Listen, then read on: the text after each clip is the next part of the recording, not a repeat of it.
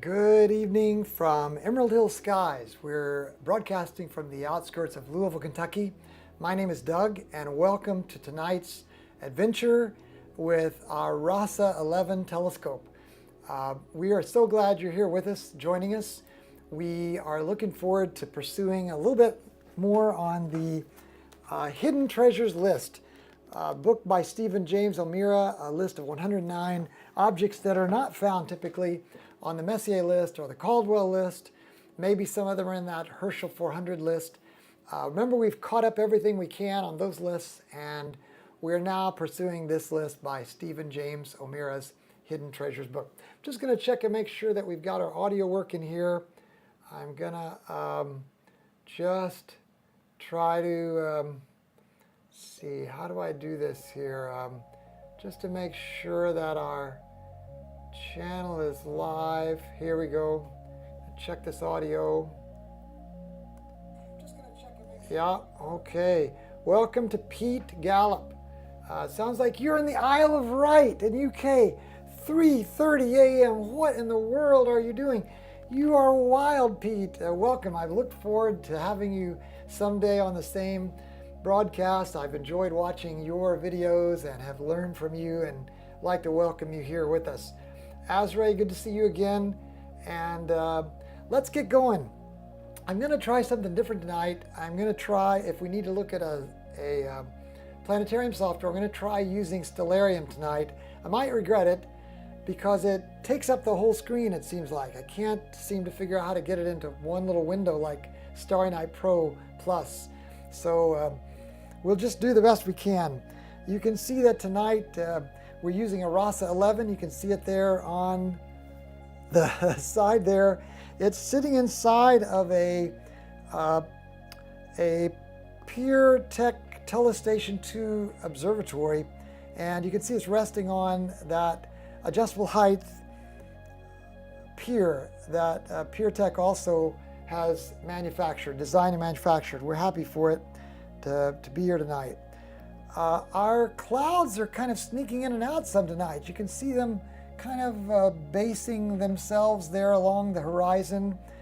I would say they're probably up around maybe as high as 30 degrees there, 25 or 30 degrees, so that's not good. But right now we have good skies where we're aimed at the at Polaris. And you can see that that is not colander 399.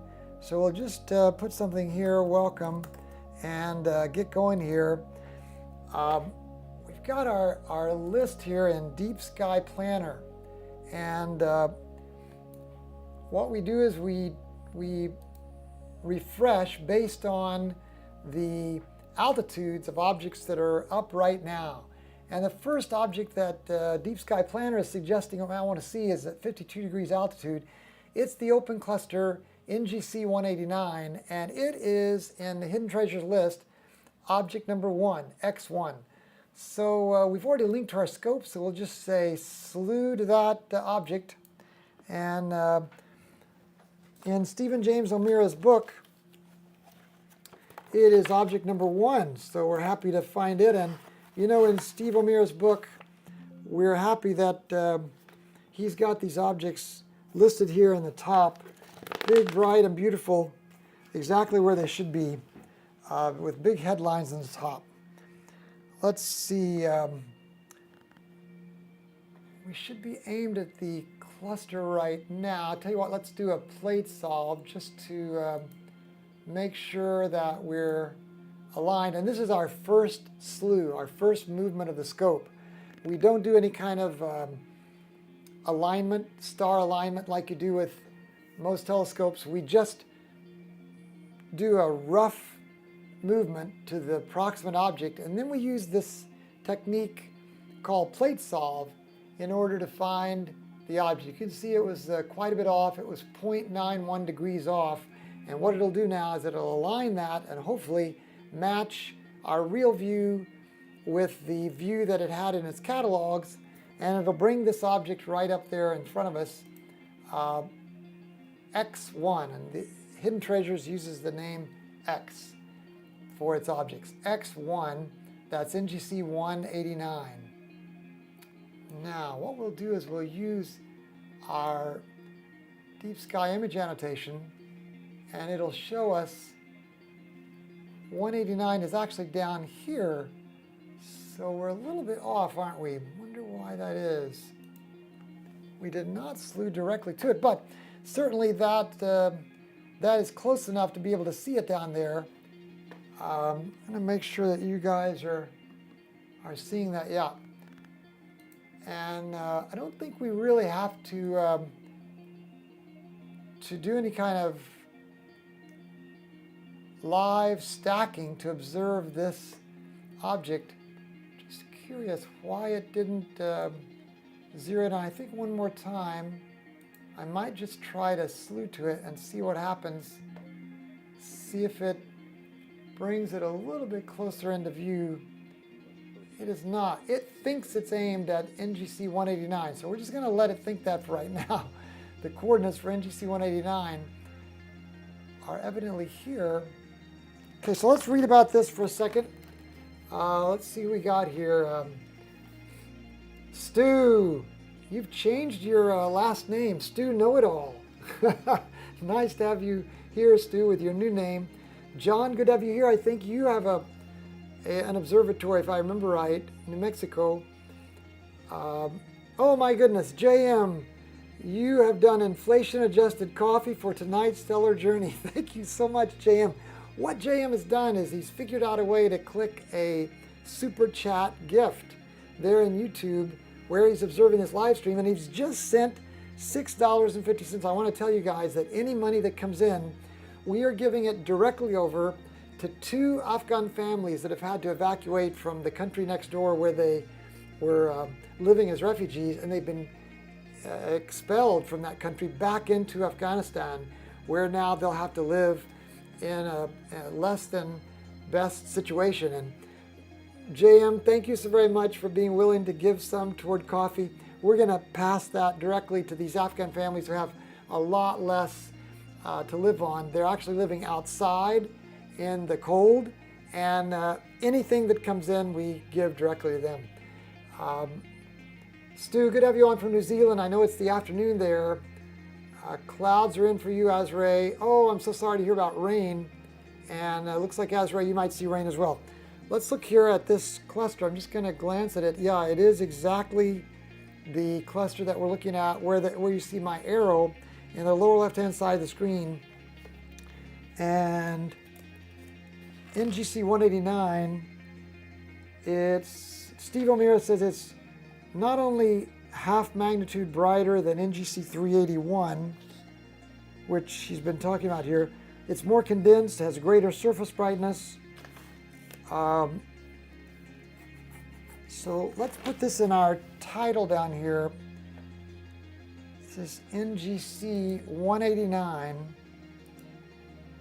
So we're going to say X1 NGC 189, a cluster, an open cluster, and Cassiopeia. Did I spell that right? Maybe Pete, you might be able to help me some tonight. Sometimes I get this spelling wrong. Did I spell that constellation correctly? Thank you so much, JM, for those prayers for those refugees. I bet they do have darker skies than ours. Let's see. So 189. I'm also going to, while I'm thinking about it, I'm going to put the name in the top of NGC 189 up there in sharp cap, so that if we do a snapshot of this in a second. Boy, he's writing a lot about NGC 225 too. Let's see what he says about 189. He writes more about, he does these objects together. Maybe they're in the same field together. Stu, it was discovered by Caroline Herschel, Stu says, on the 27th of September 1783, and independently rediscovered by John Herschel, 27th of October 1829. That would be her son, wouldn't it, Stu? I'm not able to see a lot.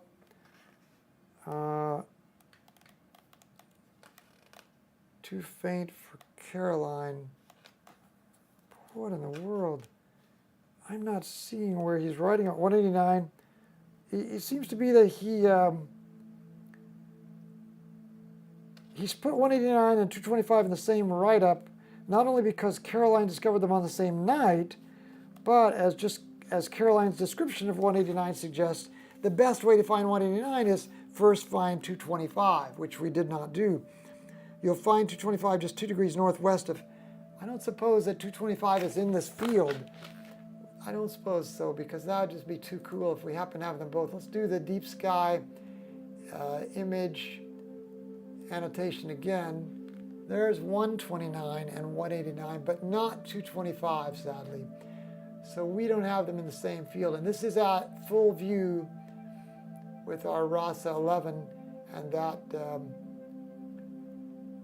ZWO ASI2600MC Pro camera. So right down there, I tell you what, we're just gonna snap a picture of this and go on. Hello, Dark Meta. Good to have you here. Cassiopeia. Did I spell it correctly? Cassiopeia. Oops, I've got an extra A in there, don't I? Thank you, Pete. Cassio.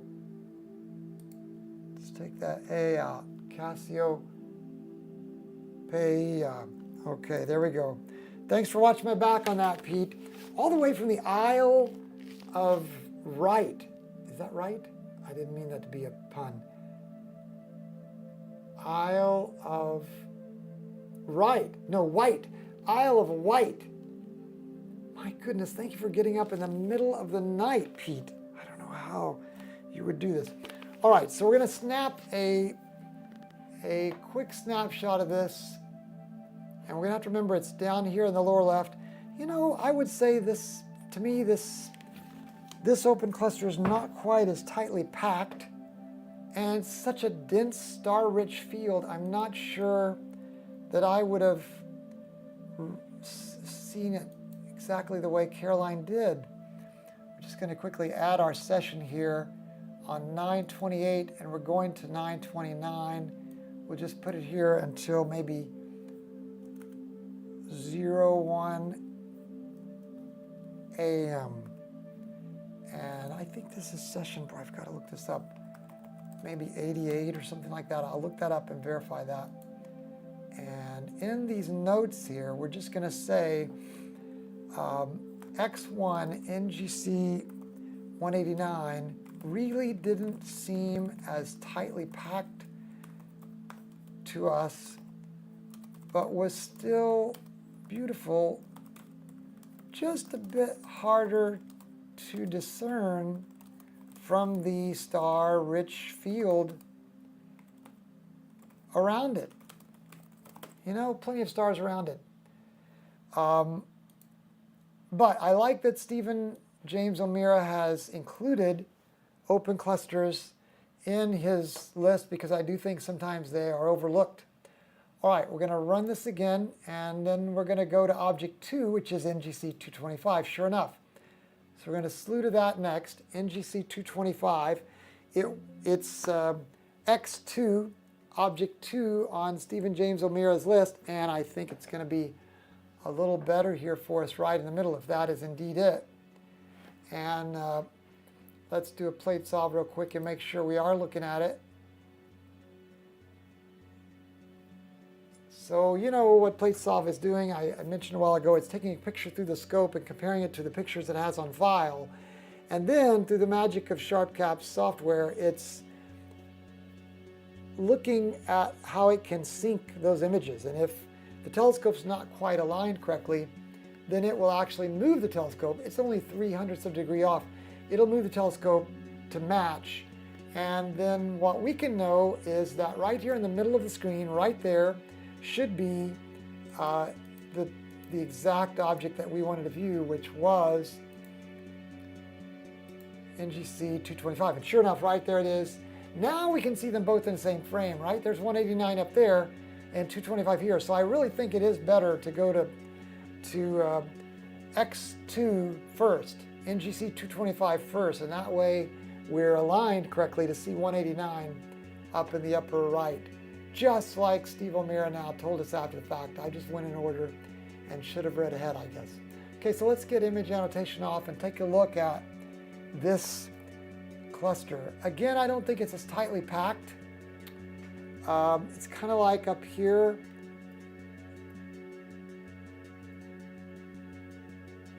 You know what? I wonder if this cluster, look at that. So that's 189. So that was odd, right? This is X2 and that's X1 up there. So it's a lot lighter weight cluster. You can see why Steve O'Meara would say this one is easier to find first and then find X1 by bumping up from X2. Okay, so in our observation here, we're going to say that X2 NGC 225 was actually brighter than X1. It's easier to find X1 by finding X2 first. Again, because this field is star rich, these open clusters don't stand out as much as they would if they were in a dark region of the sky. Do you guys agree? I think, let's see, let's look on here. Mike, good to have you aboard. Baby Slew. Stu, copy-paste champ. I love your last name, Stu. Stu is greeting Mike and Dark and JM. It's like a little community we've got here, huh? All right, so we've taken care of X1 and X2. The next object is a galaxy in the Andromeda. It's NGC 404. So let's slew to it next, NGC 404. And again, you can watch the scope slewing there. Sir John Frederick William Herschel, first baronet, named 7 moons of Saturn and 4 moons of Uranus, the 7th planet discovered by his father, William Herschel. So sure enough, John is the son of William and Caroline would be his aunt then, right? Stu, because Caroline was William's sister. So I think Caroline would be John's aunt. How about that? Okay, this is the galaxy that's sometimes called Mirac's Ghost. And you can make it out here. This is the star, Mirac. And this here, which is sort of like a reflection of it, is Mirac's ghost. So we are going to live stack this. Let's go ahead and change our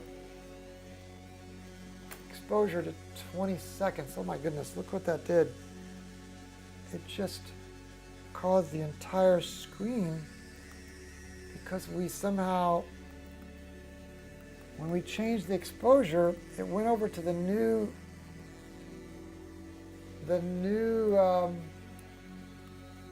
planetarium software I was telling you guys about. So now we're at 20-second exposures, and we're going to start live stacking those. So I don't know how this planetarium software is going to work out, frankly, because it won't operate in at least I haven't figured out yet how to operate it in a window. It wants to take over the whole screen. So I don't know how it's going to operate, but I just love to try these things out. So that's why we're doing this. Stu agrees that John was Caroline's nephew. Auntie Cat. Yeah. 404, page not found. All right, so this is it. Once again, let's get our deep sky. This is NGC 404, it's X5, and we're going to do a color balance, bring these mids back into something reasonable, and move up our dark threshold to about right there where those crests are. Maybe give us just a little bit of night glow because we do have light pollution. Remember what our light pollution looks like. That band along the lower edge is Louisville's Bortle 5 skies. So we do have a little light pollution, so we're going to show a little bit of it. But when we zoom in on this object, Merak's ghost, now that's 100% of our ASI2600MC Pro's frame. That's the best it goes for the optical zoom. And you can see that Merak, the star, has that incredible halo of diffraction spikes combined with all that light halo. But right here is the object we're seeing. If we were looking through an eyepiece, I think this object would be lost in the glow of Merak. But with electronically-assisted astronomy, we're picking up Merak's ghost here. Let's zoom in a little more, and you can see that it is let me change our title to the right text here. It is X5 NGC 404. Oh, I see what you were saying. Stu, you're making a joke about 404 being a page not found. Sorry, I didn't catch that the first time you made it. What kind of a galaxy would you call this? Elliptical, would you call it? Elliptical, maybe? Let's look that up. Elliptical galaxy in Andromeda. Back to the screen. While that's plate solving for a moment, let's look this up. Now it's really easy now that remember the other night we were having trouble because we couldn't find these X numbers. And remember I said Steve O'Meara makes it really easy for us because he puts the X numbers in the top. But that doesn't do us much good unless we can have the X numbers in our Deep Sky Planner astro planning software. So fortunately now we've been able to find those and incorporate them in our list, so it's really quick to get to them now. And in the write-up about this, what Steve O'Meara tells us is commonly called, he says, the Lost Pearl Galaxy. He calls this a dwarf lenticular galaxy. So let's change our title to reflect exactly what he says. A dwarf lenticular galaxy. Back to the screen here. And he says that it's truly a hidden treasure. This bright lenticular galaxy lies just 6 minutes away from this bright Beta Andromedae, Merak. And Beta's light interferes with, but does not drown out, this round little gem whose face shines with the luster of a freshly polished pearl. Unfortunately, the galaxy lies so close to Beta, it's not plotted on many star atlases. When NGC 404 is plotted, Beta's symbol overlaps it, so it's easily overlooked. For this reason, I call NGC 404 the Lost Pearl Galaxy. You see what you guys are saying here about it? Yeah, this is just what you're saying, Stu. Making a difficult target to observe or photograph Merak's ghost. James, another opportunity for us to learn together, right? Stu, it's going to be a lot of light pollution from Merak. Stu, click dwarf lenticular. It's very rich in neutral hydrogen, Stu says. Most of it's concentrated in a pair of large rings around it. How about that? It is the nearest lenticular galaxy to our Milky Way, approaching us at a speed of 35 kilometers per second at a distance of 8 million light years. It lies at the edge of the local group and belongs to a small group of galaxies in the Coma Sculptor Cloud. It's probably quite small. One guy, R. Brent, listed as being only 16,000 light years in diameter, with a total luminosity of only about 450 million suns.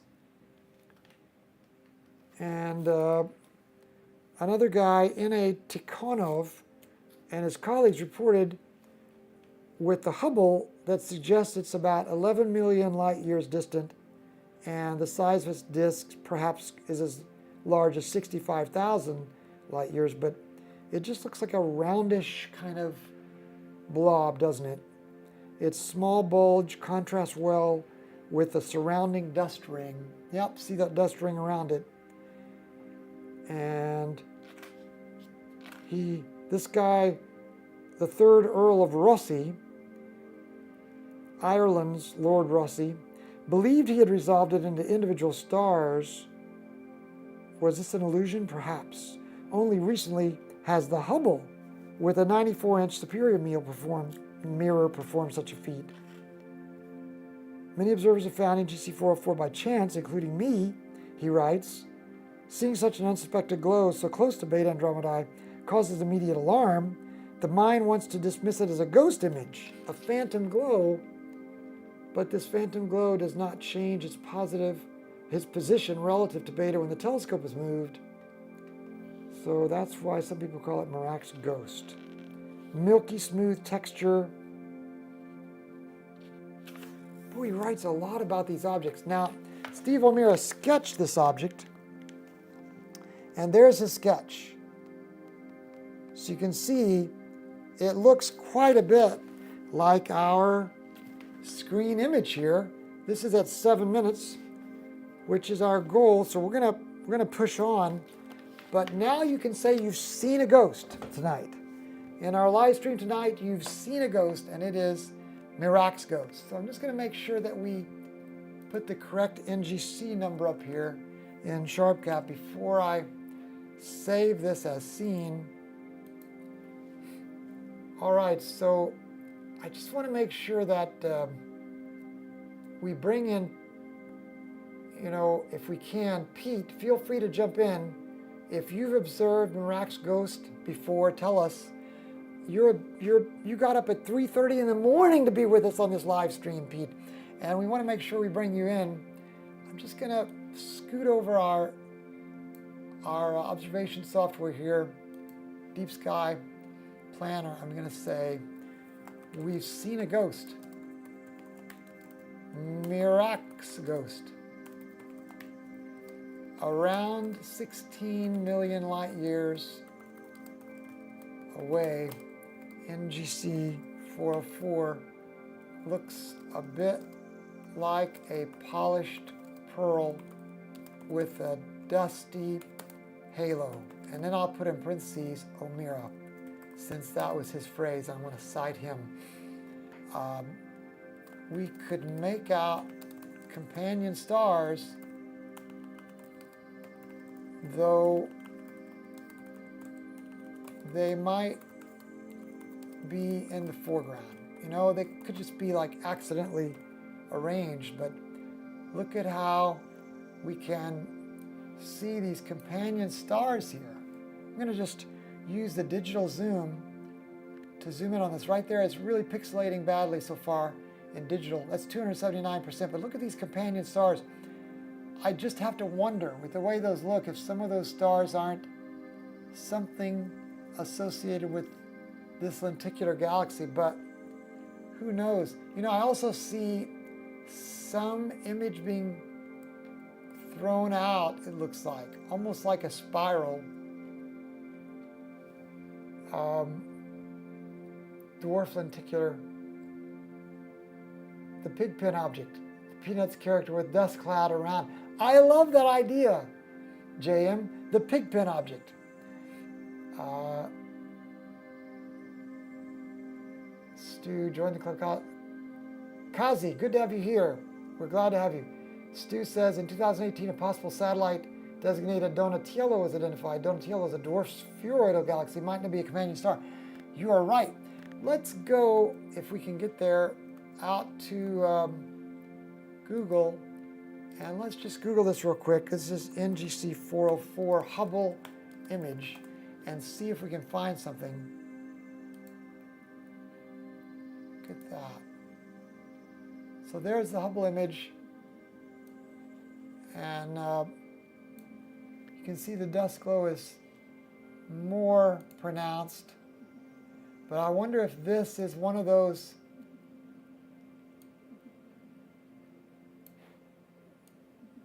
look at that. This might be one of those companions we're seeing at that. See, we're seeing about 3 or 4 companions. That is so beautiful, isn't it? Even though it's a very odd image. Look at Hubble's impression of that. Wow. Look at how it resolved the core better and some dark matter there. Outstanding, Hubble. Good job. Okay, I think we've done about enough. Would you guys agree with X5? Merak's Ghost. Pete says, I'm really enjoying the stream, Doug. Thanks to Stu for adding the information. Not sure I've seen NGC 404. I might need some coffee. I would think because it's, 4 a.m. for you. Coffee observing enhances substance banned by the Olympic Astronomy Board, Stu says. That's awesome. Okay, we're going to drop this back to auto, and then we're going to try our sequence here. It basically says next target, and then we're going to go back here and refresh our list. It's called run, and we're looking for next NGC 584. It's X6. So let's slew to X6. X6 is a galaxy in, is that Cetus, C-E-T? So you can see the scope slewing there on that iOptron CEM70G mount. And here we're going to say X6 NGC 584, a galaxy in, I think that's Cetus.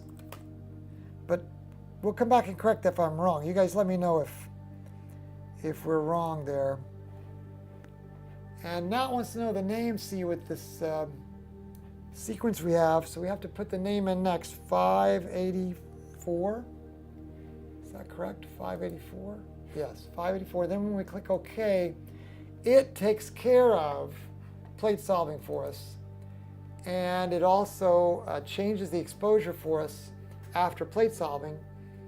And in addition, it syncs and also does the first color balance and starts our live stacking for us. So it just automates a lot. Oh my goodness, JM. You are amazing, JM. Thank you for that super chat gift of $13 that's going to go toward those folks in Afghanistan with a dark sky but a cold tent tonight.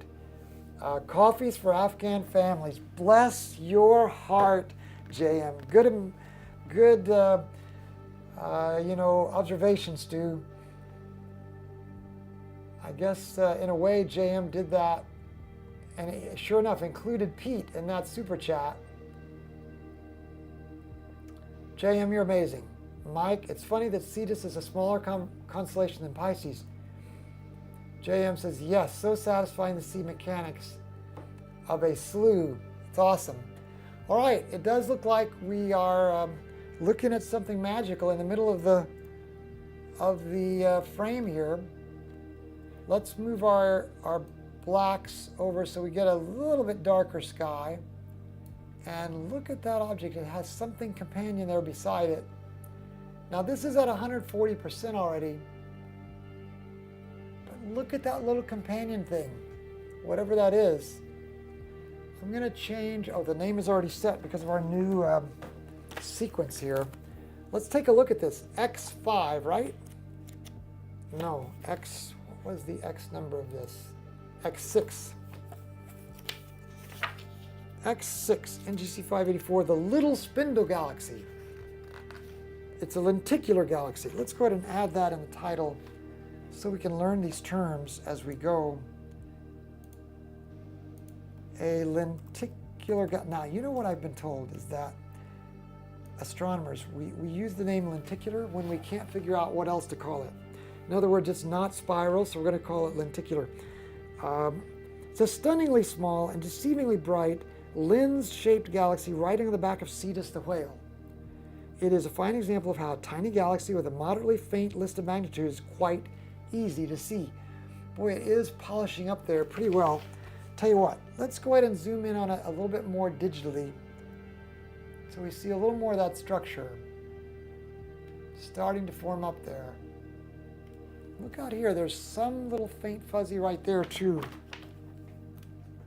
We're going to figure out what that is in a minute.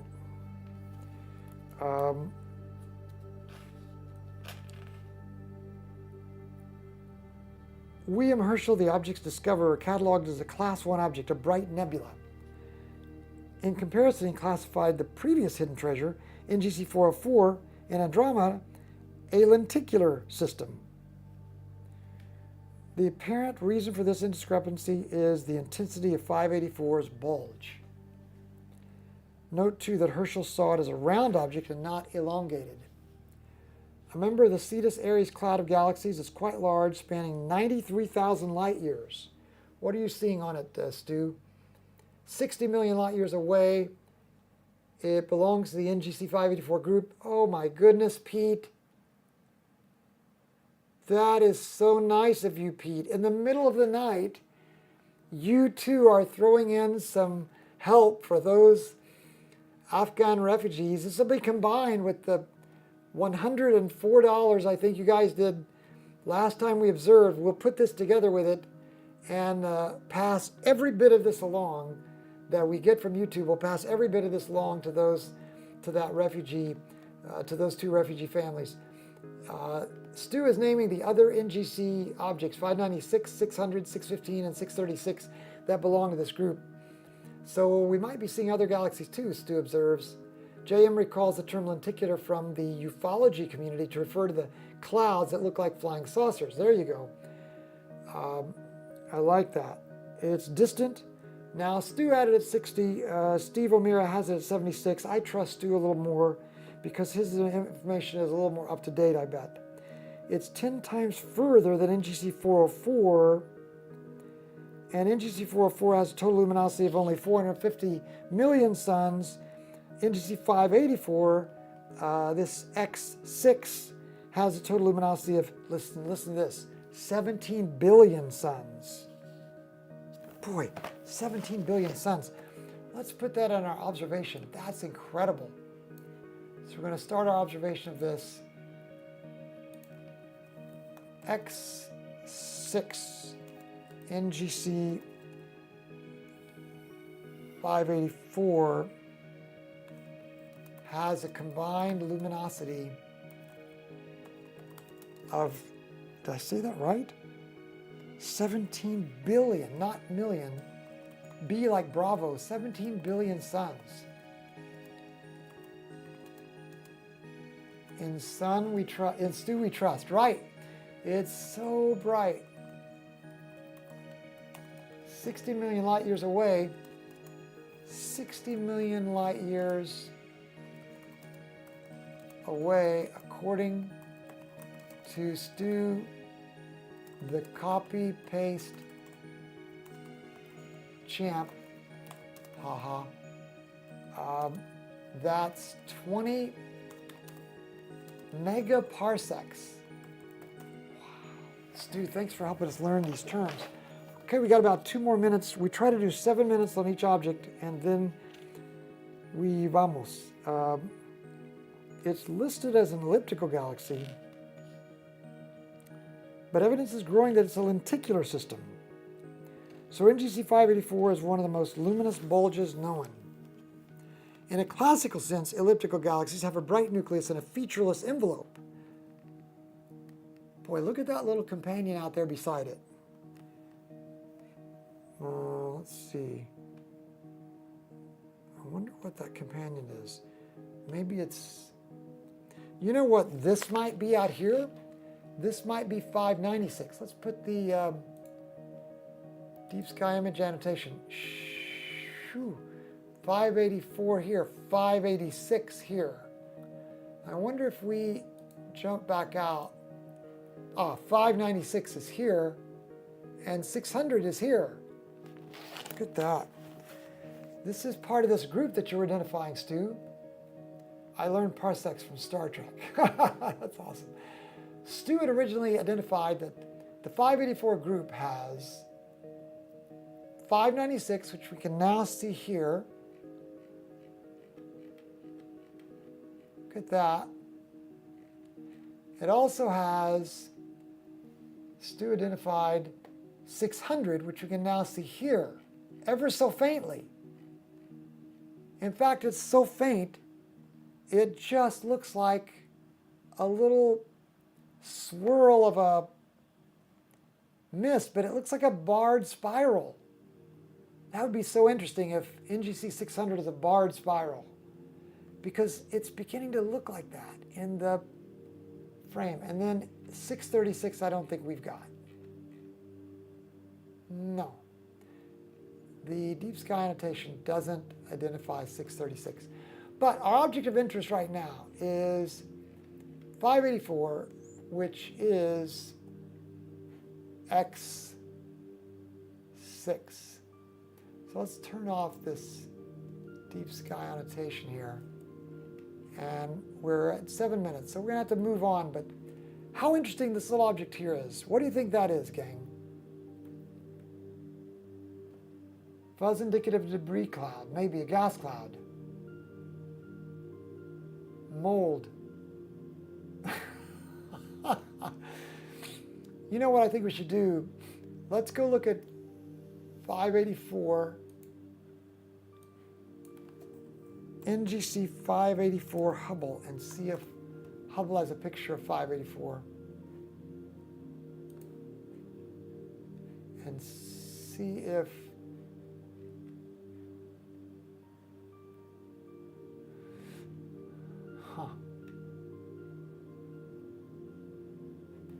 that's about what we're seeing.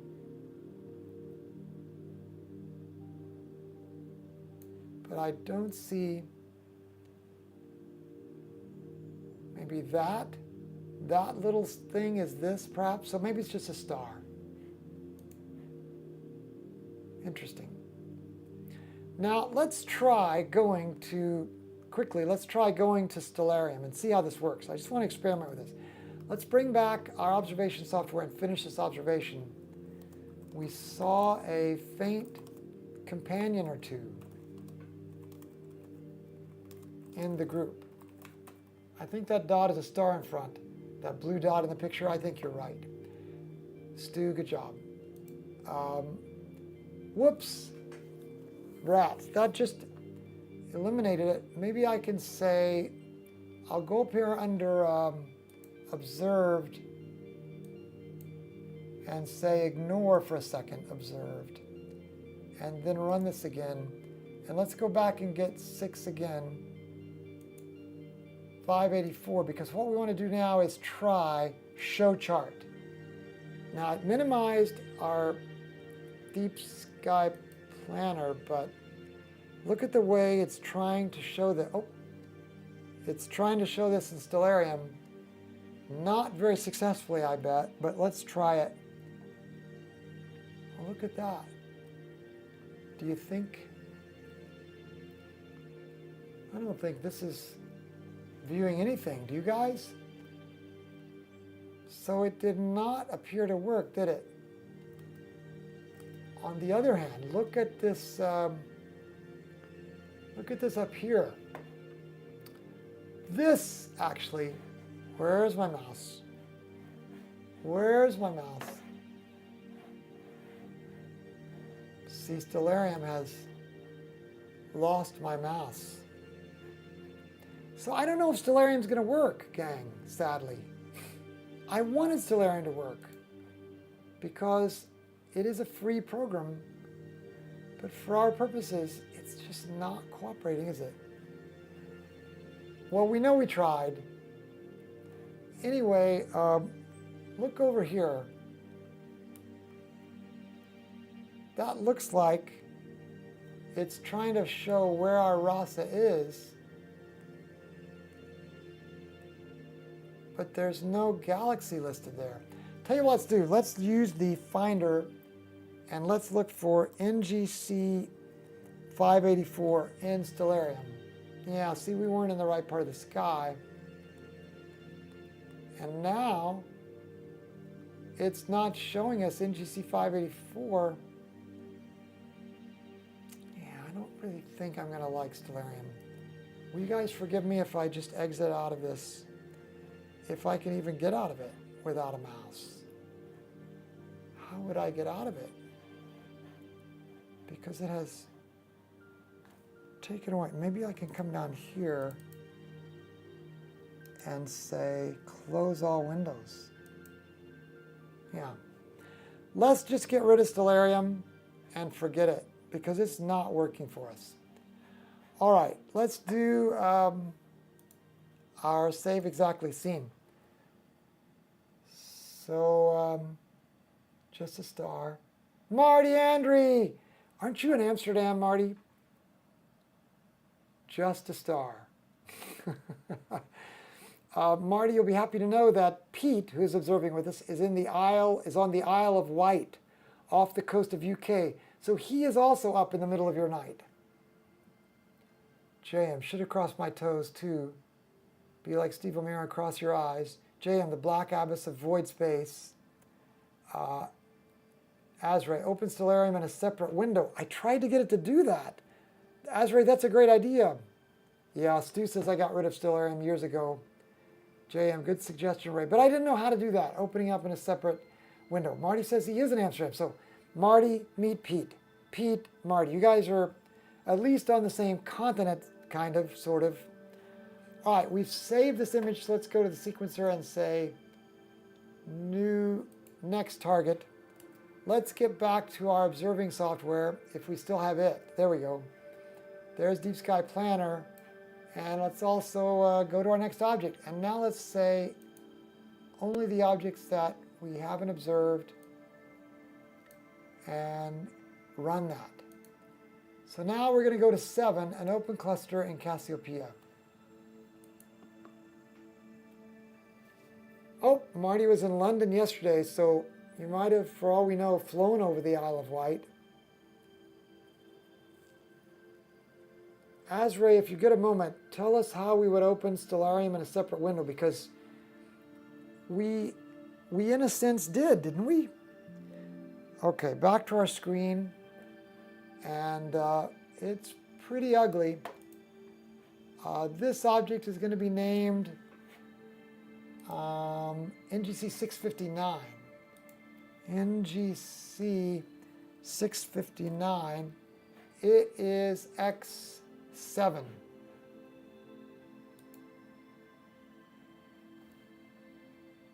X7.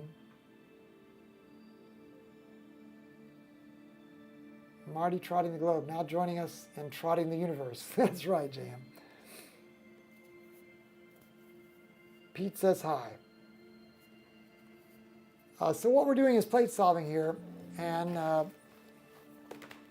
we're turning over here to X7, NGC 659. Let's change our title.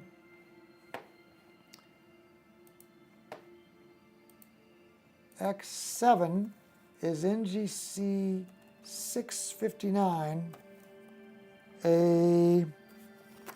what would you call this, guys? An open cluster.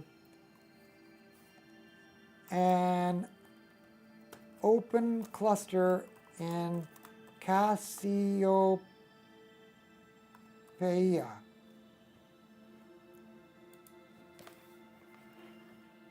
Okay. And there it is. That is quite an open cluster, wouldn't you say? My goodness. Is that not beautiful or what? Look at that starry night. I want to just go to YouTube and find that guy's version. What was that guy's name? Starry, Starry Night. It's about Vincent van Gogh. You've heard it. I don't remember the... Oh my goodness, JM just gave $4 in a super chat for more coffee. JM, you are amazing. Azray says, I just open it from my PC desktop and minimize it. Huh. Yeah, but see, it's not working correctly with this OBS software we have. So I don't know that that's going to work for us. Stu says, dude. JM says, coffee for our friends all around the world. JM, you're amazing. Don McLean, exactly, Marty, that's the guy. Stu says, dude, you drink too much coffee. Actually, no, Stu, he doesn't. We like it. Oh boy. So are we looking at here 2 clusters, or is this? Yeah, we are. In the middle here is our 659 cluster. But look at this. This is 663. Are we going to be observing 663 next? No, that didn't make Steve O'Meara's list. So for some reason, Steve O'Meara just wanted to see this cluster.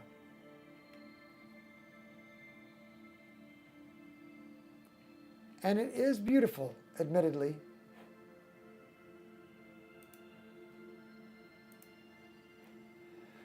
But I have to say, once again, it's such a rich star field that only Caroline Herschel types would have noticed that.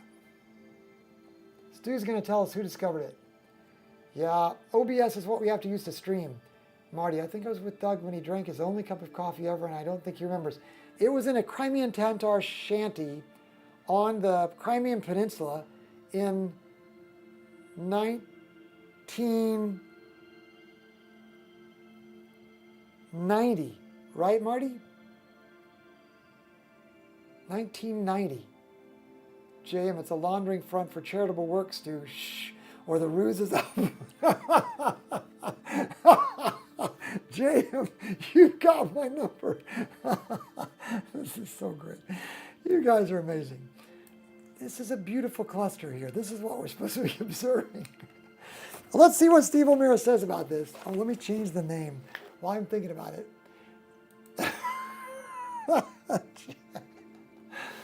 JM, you are just a pistol.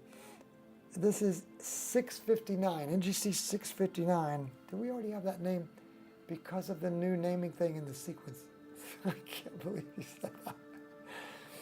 Let's see what X7. It's the yin-yang cluster.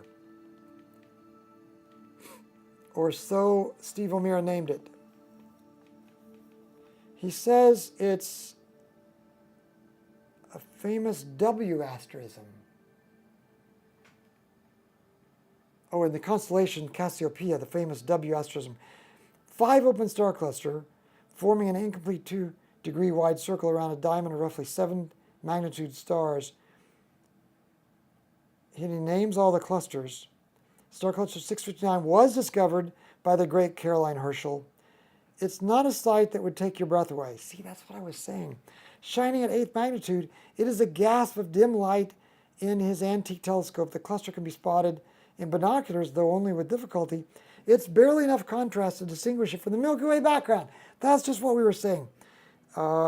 He says it in his dark Hawaiian skies. Let's just pause for a moment and think about dark Hawaiian skies. I'm catching up here. Stu, discovered by Caroline Herschel, 1783. Marty says, you drank 2. It was on a Virgin Atlantic flight to London. Now that I had forgotten about, Marty. Pete, in Stellarium, press F11 to move between full screen and windowed mode. That's what we needed to know. I use it with OBS, not sure why it's being difficult. Pete, I'm so glad you helped us with that. F11, that's what we needed to know. Marty says it's an amazing sight. Now see, I think it's because you have the appreciation of Steve O'Meara. JM, very dense cluster. Okay, so I'm going to go with what you guys are saying here. I'm going to say that JM called this a very dense cluster. Marty said it was an amazing sight. Is there a red star? Yes, I believe there is. How did you know that, Mike? JM's thinking about dark Afghani skies. To me, I had trouble frankly, we don't even have any Franks online, and I'm saying frankly, I had trouble, frankly, distinguishing this cluster from the rich star field behind it or with it. Sadly, so goes the story of X7, save as seen, and we're gonna just move on. It is beautiful, but look at all the rest of the rich star field, which is also beautiful. Okay, I admit, it does look a little clustery there in the middle. You're right. All right, next object. We must move on. Is X8. Oh, did we miss X4? Let's go back and get X4, NGC 288. Because it is within reach now. It's going to be NGC, did we say 288? Yeah, 288. NGC 288. NGC 288. And it is a globular cluster in whatever that constellation is called. SC whatever. Scapula. This is X4 NGC 288, a globular cluster in SCL. I see two red dwarfs. Stellarium calls it the yin-yang cluster, so it wasn't a Steve O'Meara name. Okay.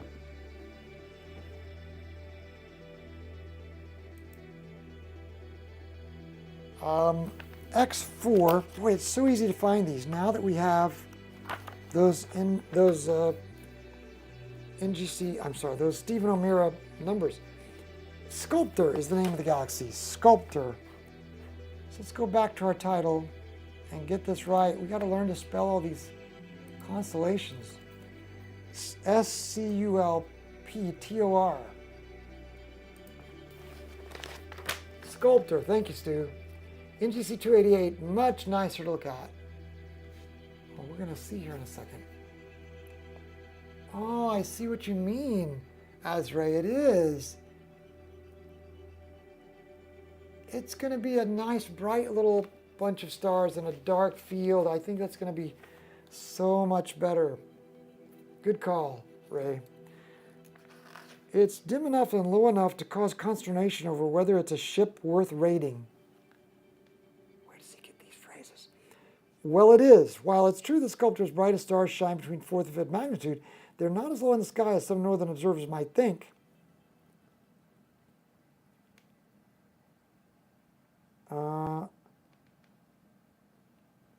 It's farther north than the most southerly Messier object, and it's about equal in brightness to 1/3 of all the Messier and Caldwell globular clusters. It's a hidden treasure for reasons other than the dimness of its parent constellation.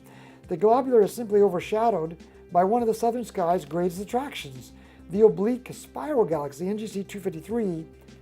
Although 288 lies only 1 3/4 degrees to the southeast, that's about 1 3/4 too far to be placed in the same low power field in many modern telescopes.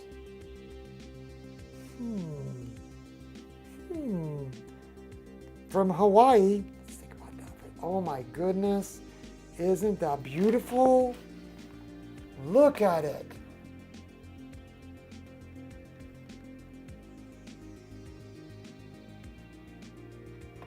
Look at that.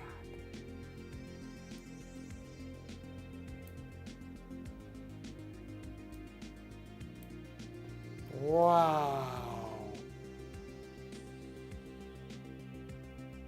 That's gorgeous.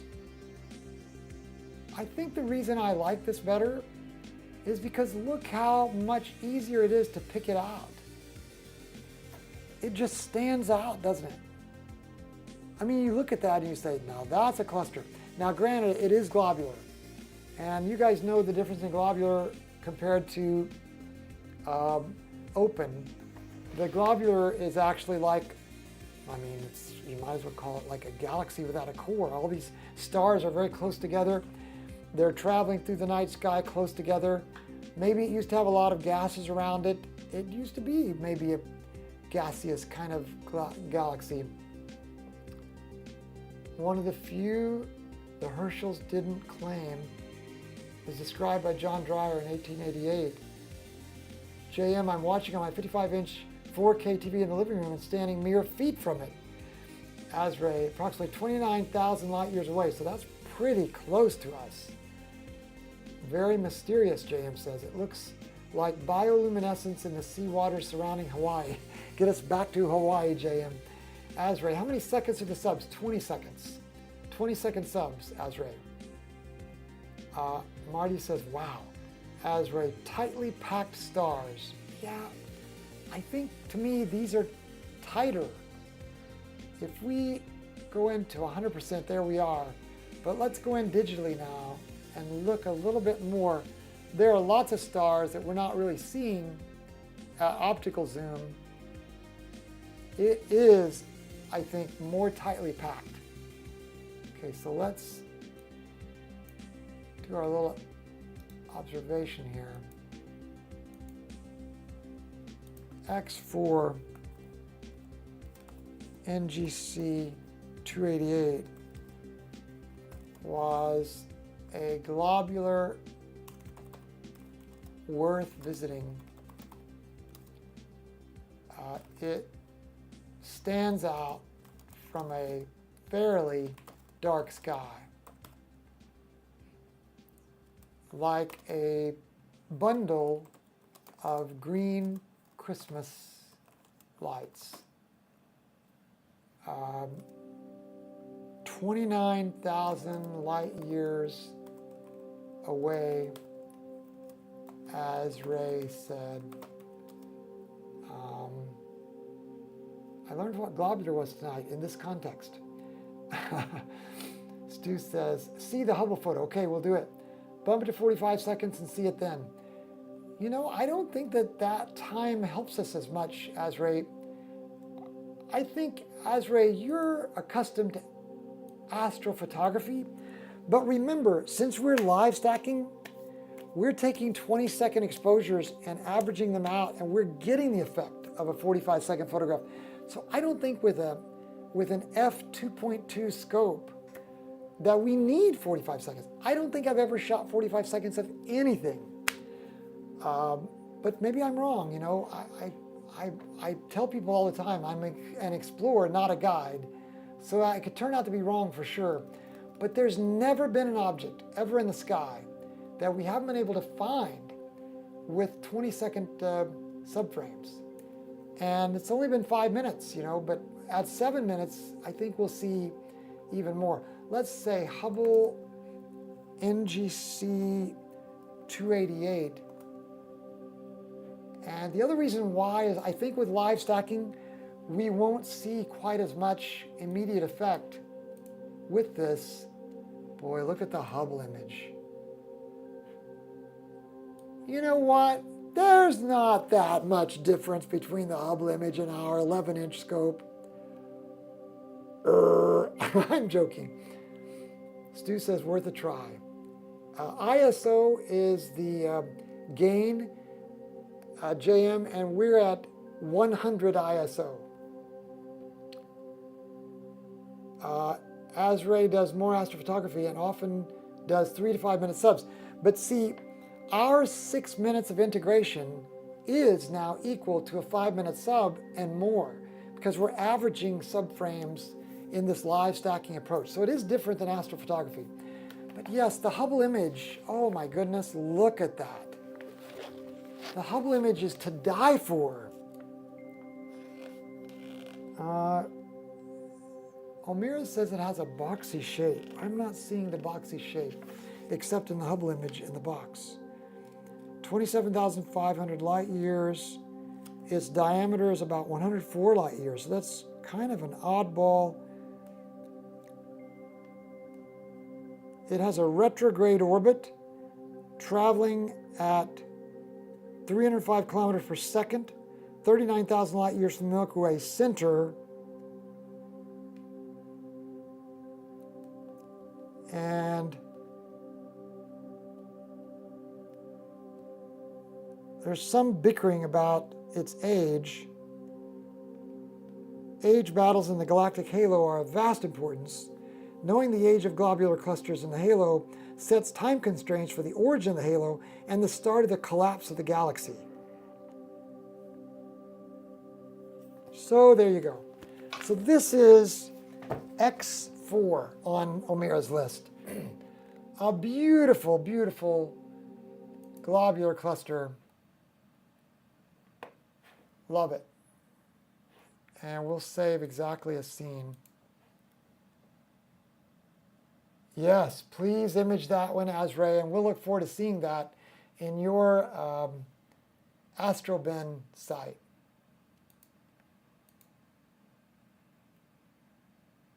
Okay, we're going to go to the next target here. And the next target, according to our list here, is X8. Let's refresh and go to X8. That's NGC 772. NGC 772. NGC 772. And it happens to be a galaxy in Aries.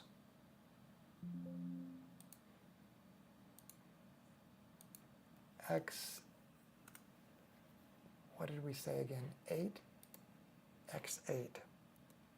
X8, NGC 772, a galaxy in Aries.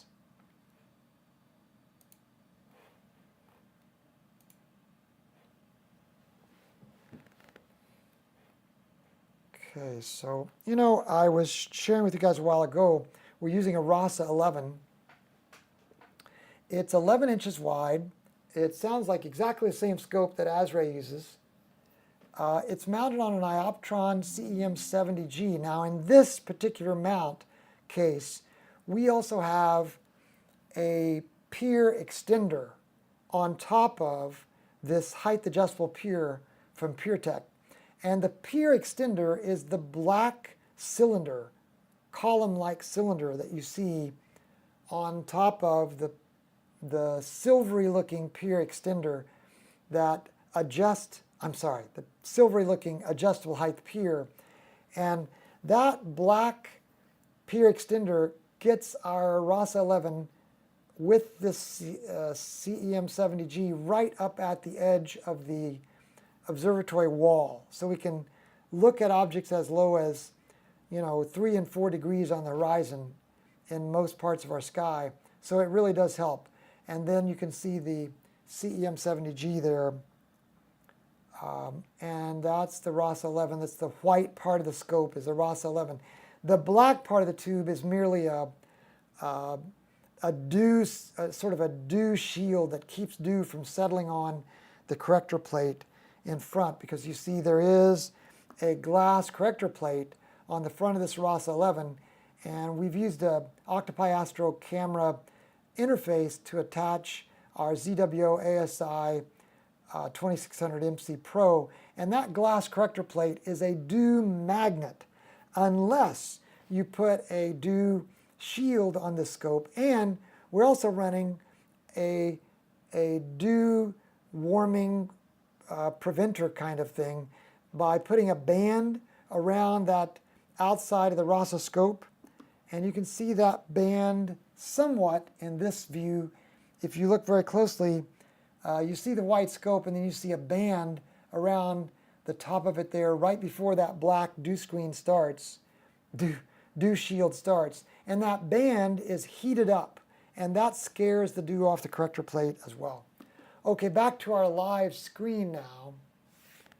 We're looking for a galaxy in this image, and at this point we're not seeing it. It's NGC 772. Let's do a deep sky image annotation. Aha, it's down there. According to our deep sky image annotation, it's down there. We're gonna look for it in a second and see if it is. Let's remember where that is. Now let's do a little tuning of our black, and let's zoom in. Oh, I think the deep sky image annotation is wrong. Right there in the middle is where this object is. Let's tune up our mids a little bit. This looks like a spiral, doesn't it? A spiral galaxy. Let's see what Stu is saying about this. Have we observed 772 before, Stu? Stu says, that's a lot of stars. Azray says, that's a great image. JM, wait, I'm still dazzled by the lights of the Hubble image from standing too close to the TV. JM says, Stu says, we've seen NGC 772 before. Fiddlehead Galaxy. You might be right, Azray. Pier-Tech cameo from last session. Stu, do the do. You guys are incredible. Azray, yes, Doug, I do use a RASA 11 or RASA 8 to do some images. You have both, that's awesome. JM Doohickeys, JM, there, the fuzz. Yep. Right in the middle is where our NGC 772 is. It's X8. Let's read what Steve O'Meara says about X8. It's super easy to find with those tabs at the top. He says if there's one constellation admired by astronomical historians and naked eye observers and neglected by deep sky observers, it's Aries, the ram. Messier lists no deep sky objects in this small but visually quaint constellation, nor do we find any in the Caldwell list. Yet Aries has a hidden treasure that's just as bright as M91, M98, and M99. It's just as bright as M108 and M109. The question is, how many have seen it? It's NGC 772.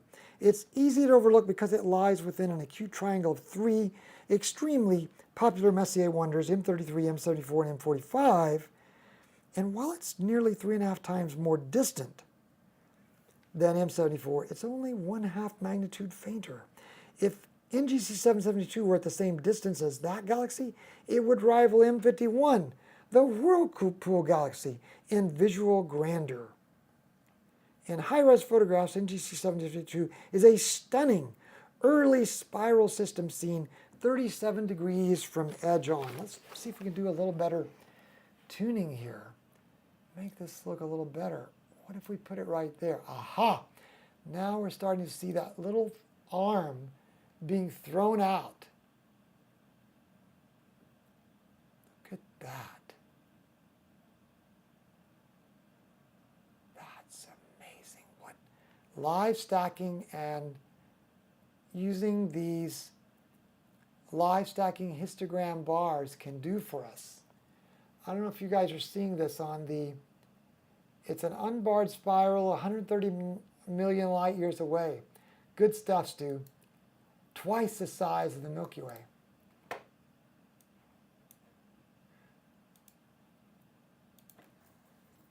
Unbarred spiral,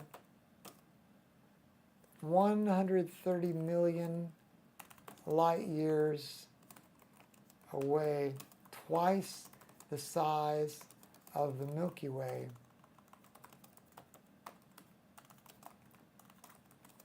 Per Stu.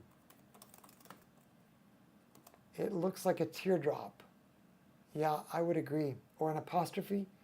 Surrounded by several satellite galaxies, including the dwarf elliptical 770. Huh. Has one arm bigger than the others, like a teenage boy. One arm bigger, like a teenage boy. I have a question, Stu. Did you think up the teenage boy comment? Because that's pretty original. Let's see if Steve O'Meara says something about a teenage boy. That one bright arm around the nucleus, like a fiddlehead unfolding, which is why I call it the Fiddlehead Galaxy. You were right, Stu. The galaxy's arms are well-formed and relatively smooth, indicating only a small rate of star formation. fragments have a feathery texture, delicate, like a whirlpool of cirrus cloud known as the mare's tail. A faint plume of matter can also be seen fanning toward two dwarf satellites. So maybe this is a dwarf satellite? That's cool. Let's back off just a little bit. Do we not have our darks running? Because those are some crazy pixels that are going crazy. You know what? The actual structure is easier to see in the 100% optical zoom view, isn't it? Look at this arm. Even though it's smaller now, you can see that arm a lot better. This is at 7 minutes. Tidal forces on the larger galaxy have likely caused the emergence of a single elongated outer spiral arm that is much more developed than the outer arms, than the other's arms. Steve O'Meara says so much. I bet he's got 15 minutes of stuff on this. There have been 2 supernovae discovered in this galaxy. Okay, that's our 7 minutes on NGC 772, otherwise known as X8. Nice. That's a beautiful galaxy, saving as seen Star Wars. Yep, that's exactly what you would call it, JM. I like it. Okay, starting this new next target run, let's now go to X14, an open cluster, OCL 127. OCL, that sounds like some kind of a cafeteria. OCL 127.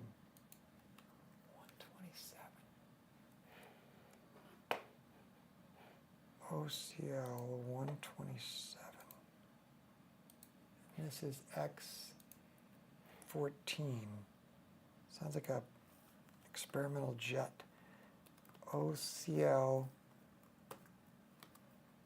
127, an open cluster in Perseus, I think.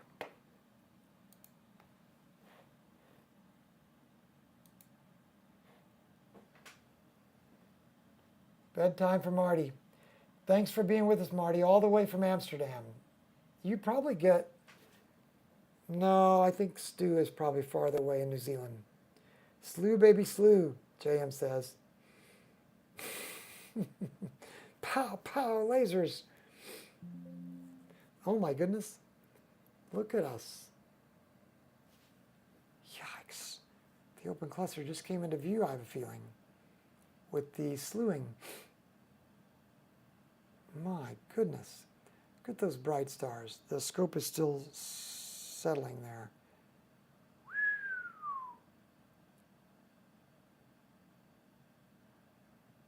Now we started our live stack, so the image vanished. JM, pleasure to have you in attendance, Marty.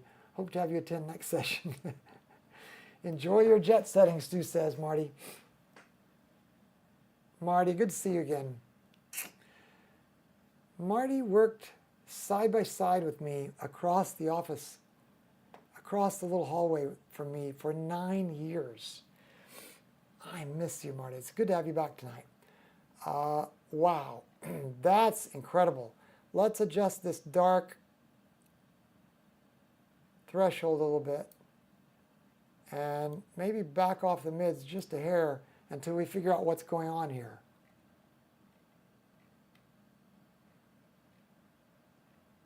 What is the cluster and what is the star field? JM, magnitude.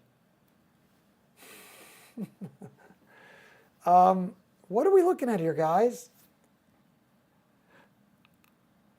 X14, excuse me, OCL 127.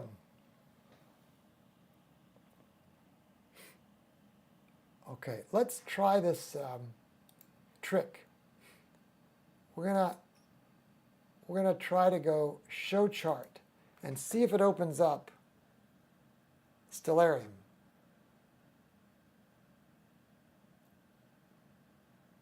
It looks like it's trying to, but then it took over the entire screen, see? And that's what I don't like. But you're saying we can hit F11 and it goes into a window? Aha. Azray, you are a lifesaver. Look at that. That's exactly what we needed.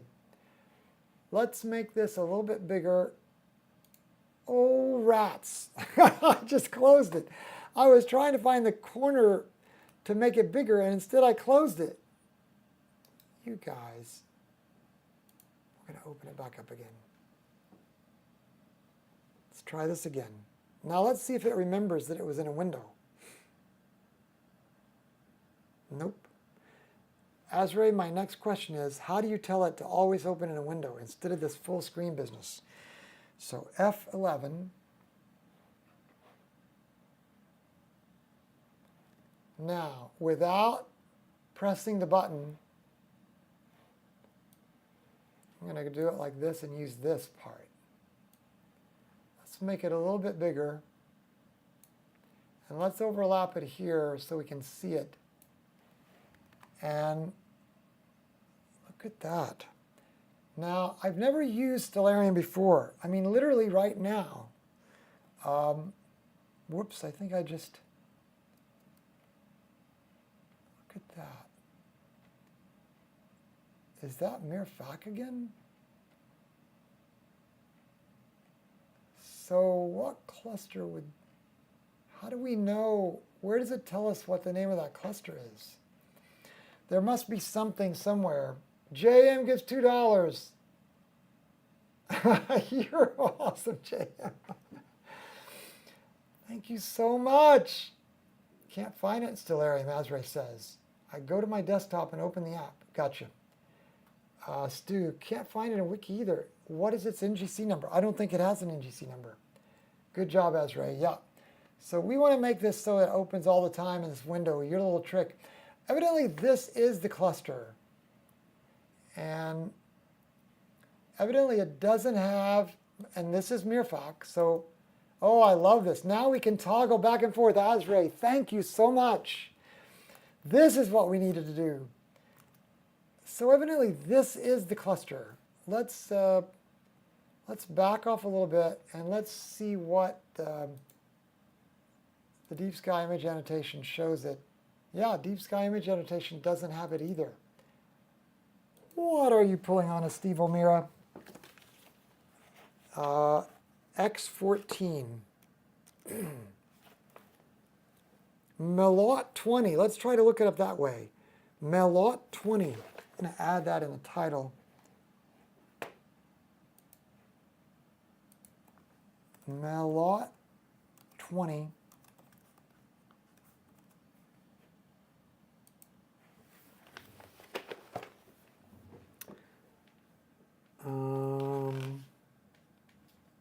He tells the mythology.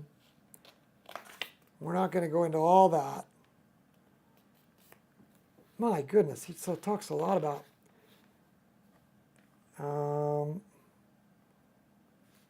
he says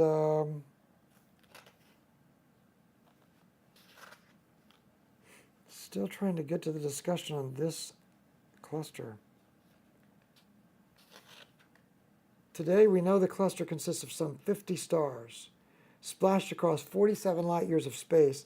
About a dozen of these suns are within 2 degrees of Alpha Perseus and shine at a magnitude 6 or brighter.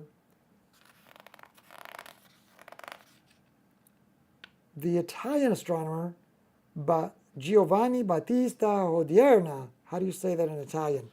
Giovanni Battista Hodierna first logged these stars as nebulous.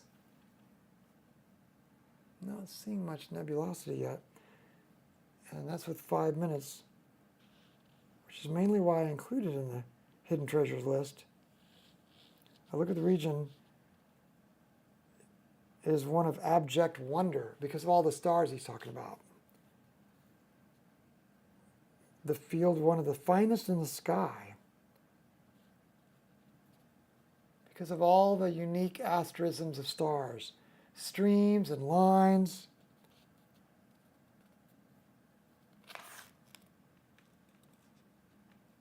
It's a dazzling array of diamond studs set in the sequined fabric of the Milky Way. Boy, there is some kind of a bug in here. I'm telling you, if that's a bee, I'm going to get stung. Let's see. A little cloud of pirates.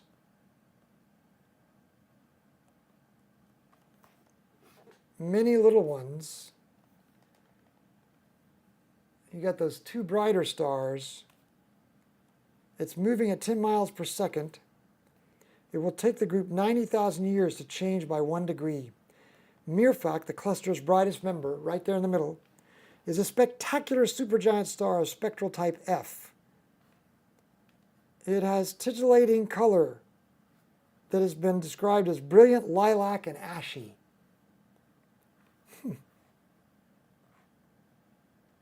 An average age of about 80 million years. He spent days observing this cluster.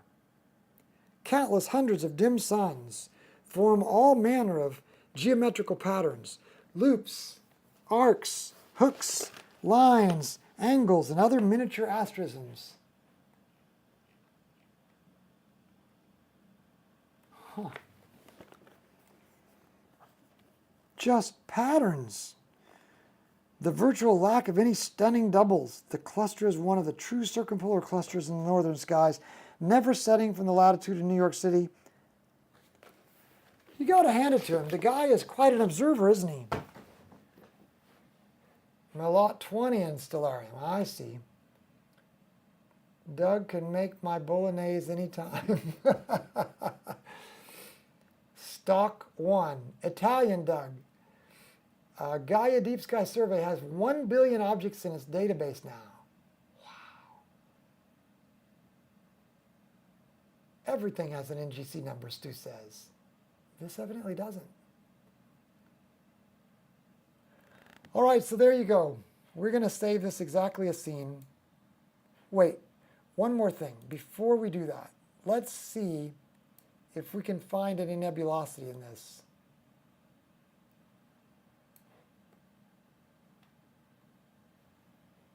I think we would have to go longer than 8 minutes. This little, oh, there it is. No, it's a June bug. We're safe.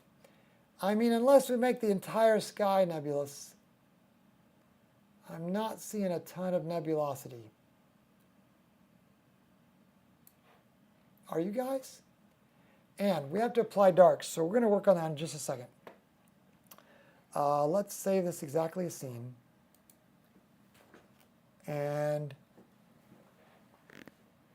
then let's go over here to our pre-processing and subtract a dark frame. Let's apply the most recent one, which is going to be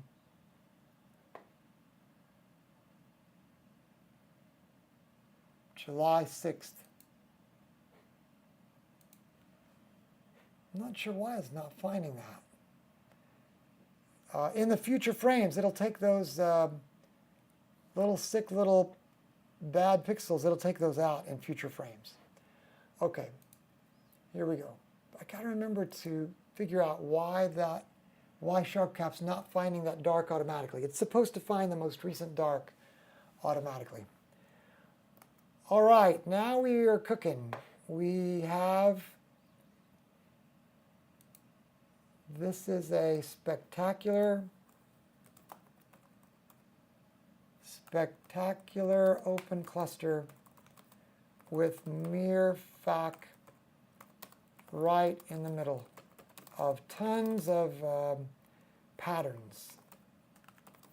Parentheses, O'Meara. Beautiful field of stars.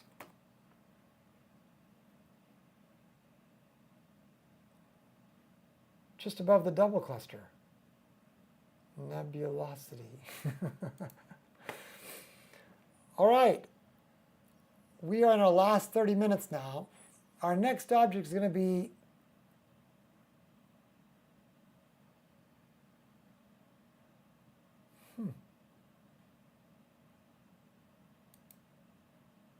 I'm curious.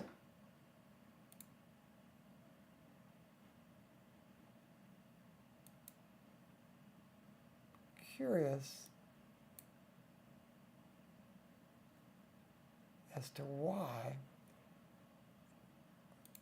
127 is still showing. It did not save that observation. I must have not hit OK. Amazing star field. The mere fact makes it beautiful. Lots of diamonds on a sequin backdrop. Oh, Mira. Carefully click OK. That still didn't make it disappear. I wonder why. What's going on?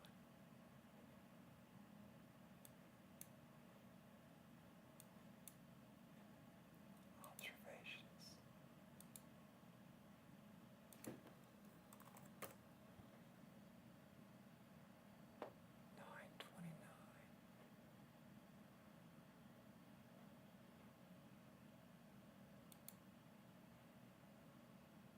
What's going on? Maybe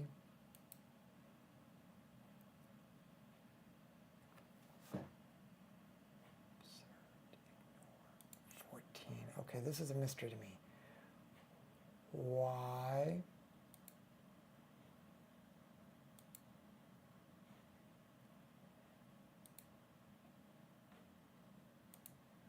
It's definitely saying OCL 127.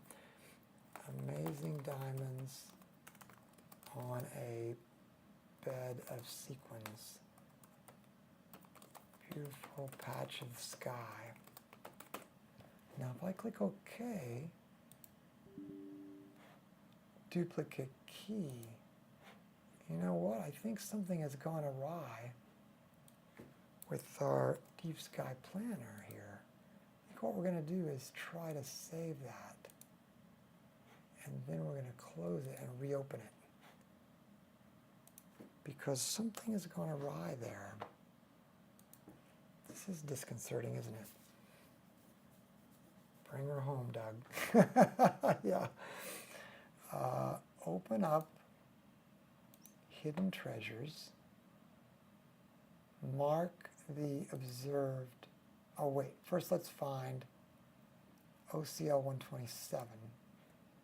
Do a new observation. It's still within that same session. Paste in that observation.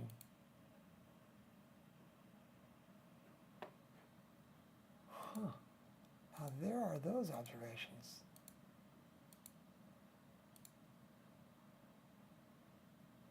It's refusing to save an observation for OCL 127. Something is odd about this. What is going on? Date, time of observation. Now. Duplicate key. Okay. Let's remember to go back and look at object 14. How will I remember that?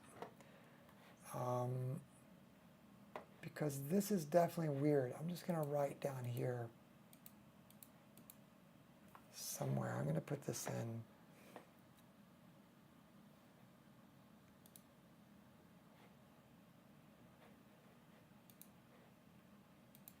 Check X14.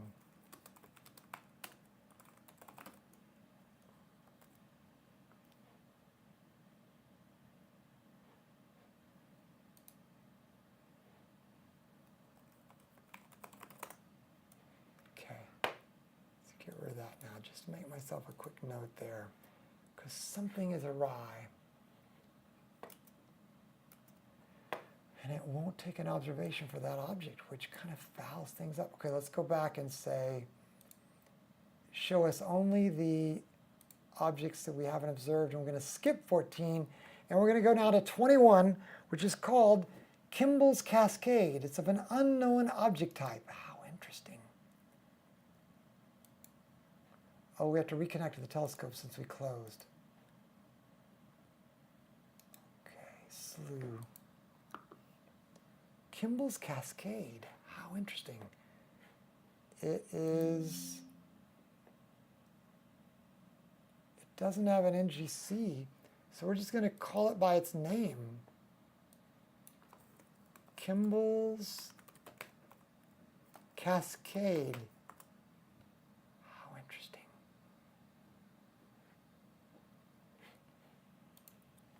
What could this be? Thanks for the stream, Doug. Good to see a wonderful night sky through your live streams, even when you have clouds. Good job, Azrae. Thanks for being here with us. Thanks for helping us settle that problem with stellarium. Now I can keep working on that.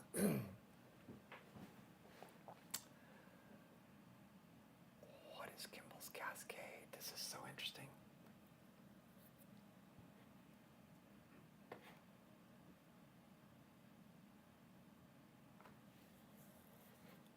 What could this be? Kimball's Cascade. Okay, we started live stacking. And we're going to change the title here. X21 Kimball's Cascade, an unknown object type in Camelopardius, however you spell that. We'll have to check that and come back to it. I cannot wait to look this up and see what this is. Oh, it's an asterism. Camelopardalis. Camelopardalis. Camelopardalis. Okay, let's back way off of this now and see what O'Meara is seeing.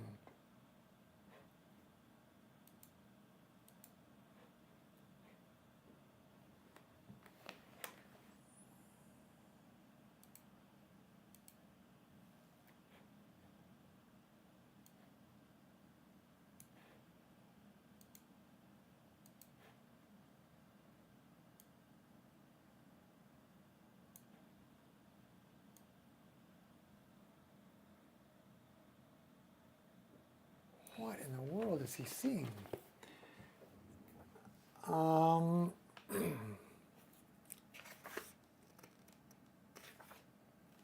Kimball's Cascade, or Kidd's Creek.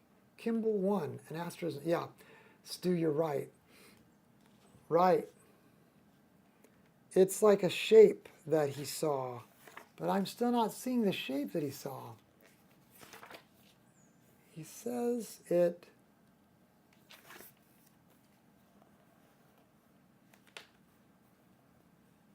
It started in sky, no, it started with a late Franciscan amateur astronomer.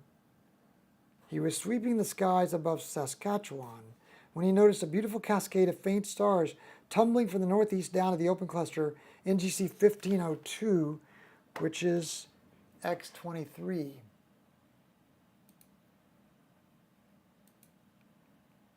Nothing.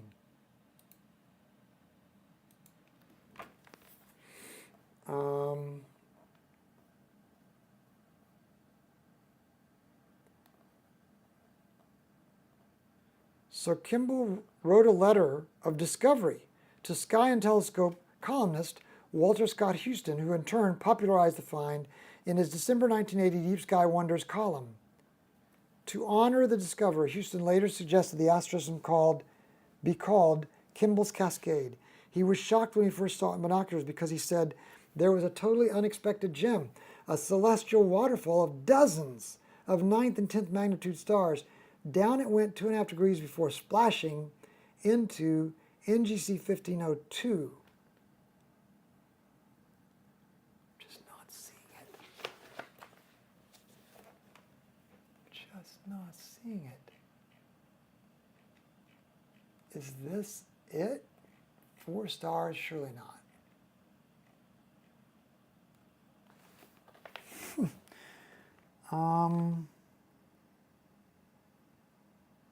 I guess we could try to find NGC 1501 or 1502.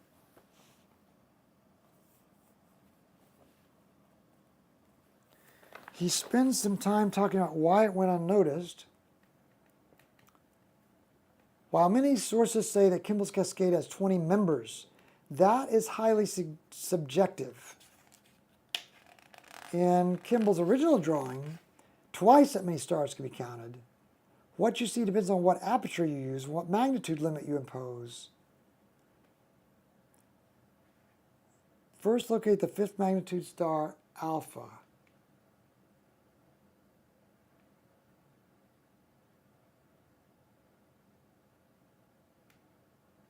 It forms the eastern apex of a near equilateral triangle with 4.5 magnitude Iota Cassiopeia and 4th magnitude Eta Persei. Huh. My goodness, so 1, 2, 3, 4. Is anyone seeing this? You think that's it? What are you guys thinking? It's that diagonal stars from bottom right to top left. What?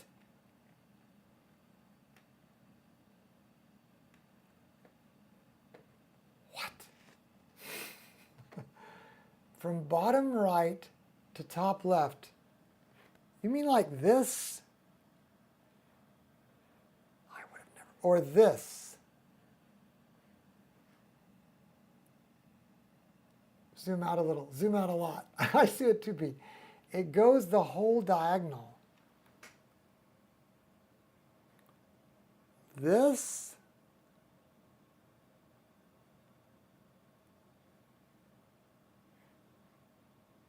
I think the guy was on drugs. Oh wait, there's more. Erupting from 1502, squiggling to the northwest. It is an apparent straight line of more than 20 colorful 5th and 10th magnitude stars. 3 degrees. Oh my goodness, it's 3 degrees? I think my field of view is like 2.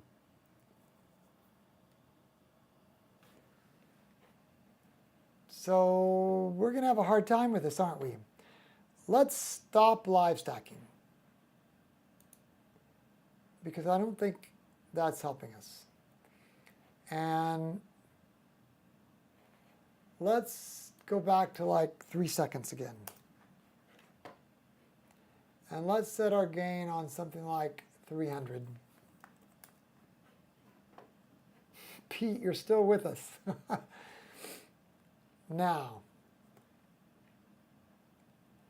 does that help us? You guys think it's this. I see. So we were just seeing too many stars. I see. So let's move. Now let's see. Let's look at our scope for a second. So the scope is aligned like that. So to go up, man, do we just hit this to go up? Nope, that makes us go to the right. So what if we go like this?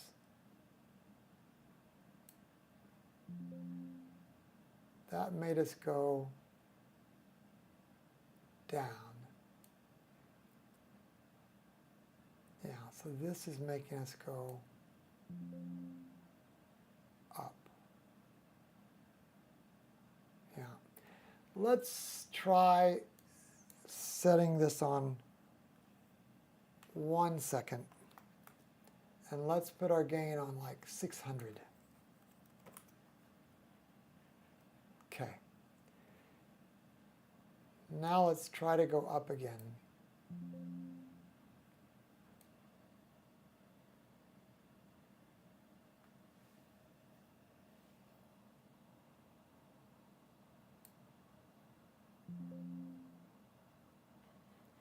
So you guys think it's all the way along this diagonal. Right before gain it popped. Okay, so let's roll the gain back down to 300. Yeah, that's what you're saying, is keep the gain so that we see the brighter stars. 350. Right there. Well, that's cute.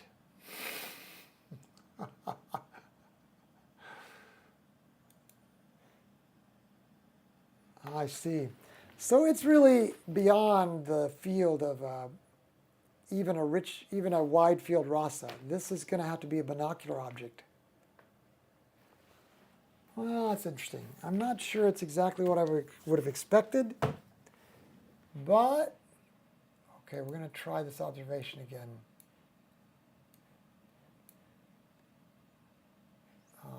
Add observation. This is an entire diagonal of brighter stars that form together a cascade or waterfall. Too wide for our RASA. Our buddies saw it first. JM even gave a super chat $3 coffee cat grant to help celebrate it.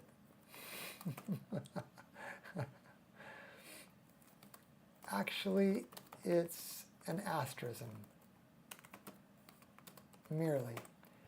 I don't know if I'm very excited about it, guys. By the way, our observation did work that time. Yeah, so that's just an odd thing with number 14. It won't record an observation for object 14. All right, we've got time for one more object, I think. It's not a cluster or anything, just a line of random stars, Stu says. Azray says, how much fun we are having. You really can't see it well with a wide field of view. JM, think this starry-eyed Shiba Inu dog can be our group mascot. JM, if you make a super chat gift of $3, we can definitely use anything that you propose as our except for what that guy is saying. And I'm going to see if I can go right here. How do I get there? I want to get back to the browser. Where is the browser? Did the browser close? Yeah, the browser closed, so I can't immediately. You know, it's a wonder we're still live streaming if the browser closed. Yeah, you've reached a new milestone, Doug. Spam chat. Exactly. So I can't really very easily, maybe I can, no, I can't here. I can't remove that very easily because I don't have sadly, I don't have the stream open anymore, which is super odd, isn't it? So I can't remove that. So you guys are going to have to forgive me if you would.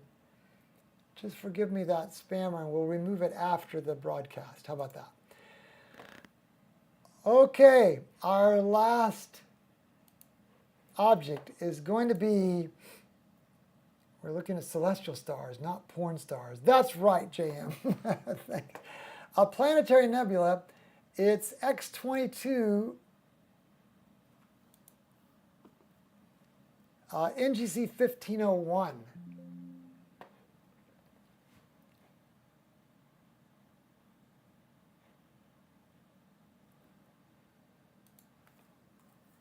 NGC 1501.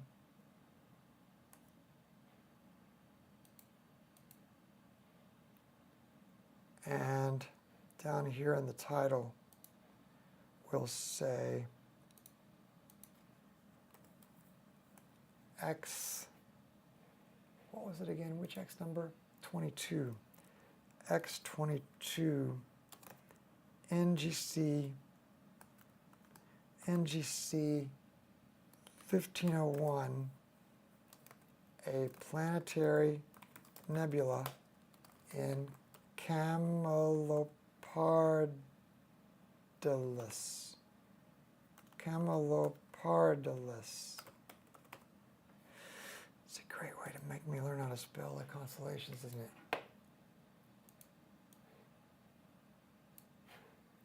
All right. And we're ready to go to our 20-second subframes at 100 and then live stack. Let's see if we can see this thing.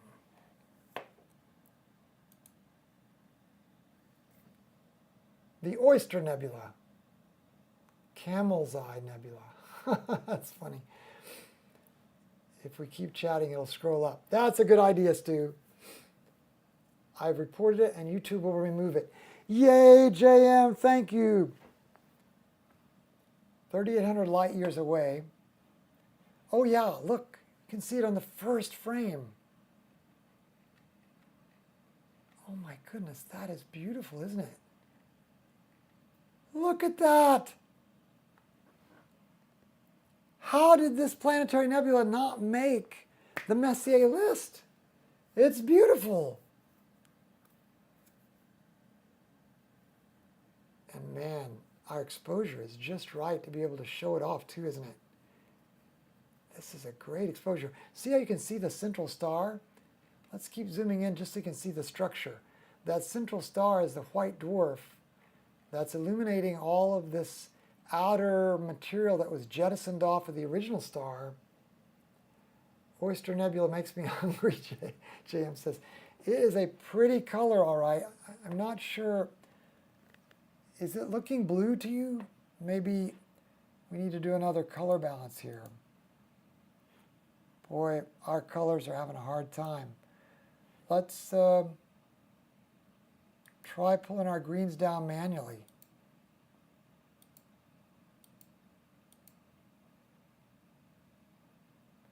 And let's try pulling our reds down manually.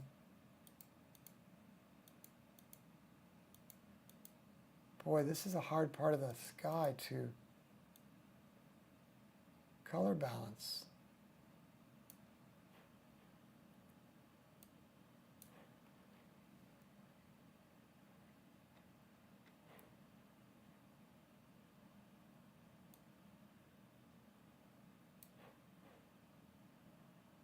Too many blues now.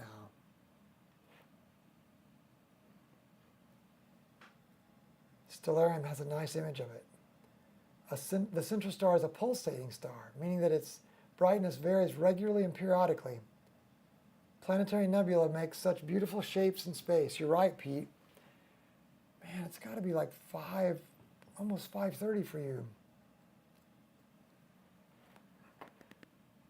Boy, it's amazing, isn't it? At just 2 minutes and 40 seconds, that would be that beautiful. This is X22. Let's just really quickly see what Steve O'Meara says about this. I think we've been duped. This is an image of a neutron under an electron microscope. 22, the Oyster Nebula, Blue Oyster Nebula. For such an obscure constellation, it sure has its wealth of celestial treasures. Popularly known as the Oyster Nebula, NGC 1501 has a peculiar texture. In images taken with larger telescopes, it displays a conspicuous magnitude 14.5 central star surrounded by a highly dimpled shell of pale blue gas. Ours is still a little bit too green. Tug the imagination, you can see the star as a perfect pearl inside an oyster's rough and irregular shell. 5,000 light years, is that what you got, Stu? An analysis of Gaia data suggests that the central star is a binary system. Interesting. An electric bright blue that's looking good. I think we've been, its expanding shell of gas measures 1.5 light years wide in true physical extent. By comparison, it's 4.5 times farther away than the Ring Nebula, M57 in Lyra, and 3.5 times larger. It's more comparable to Caldwell 109 in Chameleon. It appears moderately young. As time passes, the smoke ring expands, becomes less dense. Ultimately, the ring will no longer be seen.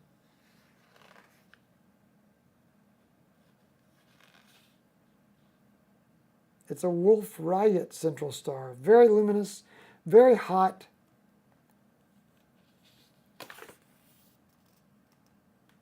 One of the reasons it might have been neglected is that its photographic magnitude is just 13.3.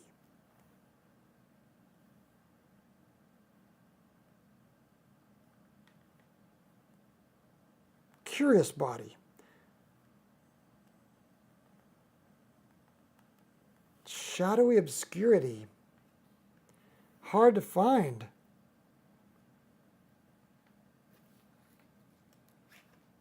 Boy, it sure sticks out in electronically assisted astronomy, doesn't it? At high power, the ellipse is quite evident. The hole where the central star can be seen. North and south sides, the inner ellipse are brighter. Oh, because of the magnetic poles. Wow, he could never see the central star visually. In an 8-inch telescope visually, some people have seen it. But look how easy it is to see the central star with EAA, Electronically Assisted Astronomy. So this is 22. And we're going to say, for the last object of the night, we're going to say this is probably one of the coolest planetaries we've ever seen. Pale bluish greenish shell. RASA is champ, Azrae says. Amen. New punk band name, Wolf-Rayet. WLF RIOT. JM, such an amazing universe. I'm in awe. Proof of intelligent design of grand creation, in my opinion. We are with you, JM. Well said. JM said he is in awe. An amazing universe. He said, proof of intelligent design of grand creation.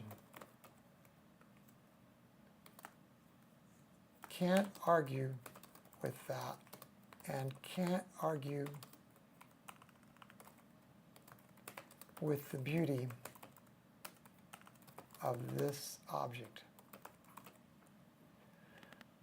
Okay, will we remember this, gang? NGC 1501 X22. Wow, it becomes history for us. There you go. 7 minutes, save exactly a scene, and this does wrap up our live stream for tonight. Thank you for joining us. You guys know we try to do at least one live stream a week whenever there are clear skies. We would love to invite you back anytime. If you like content like this, please click subscribe. If you like this, it doesn't cost you anything to hit the thumbs up. It's totally up to you if you like it or not, but it does get this kind of material in the radar, the heads-up displays, the windshield of other people that are searching in YouTube. We want to give thanks to God for making such a beautiful universe for us to look at, as JM has observed. Thanks to everybody who's taken part. Pete, you're the amazing guy for sticking in with us for 2 hours in the middle of your night from 3:30 to 5:30 for you. I hope you can get some sleep now. Mike, thanks for joining us. Azray, thank you for joining us. You guys are like a community of people. JM and that curious red pill, blue pill, double star object to the immediate right. Oh, you're right. Look. Look at this double here. Beautiful. All right. Well, we'll say good night. God bless you guys. And JM gives one more $5 super chat gift with a good job thumbs up of the mascot. God bless. Have a great day tomorrow. And thanks to you guys for taking part. Take care. God bless.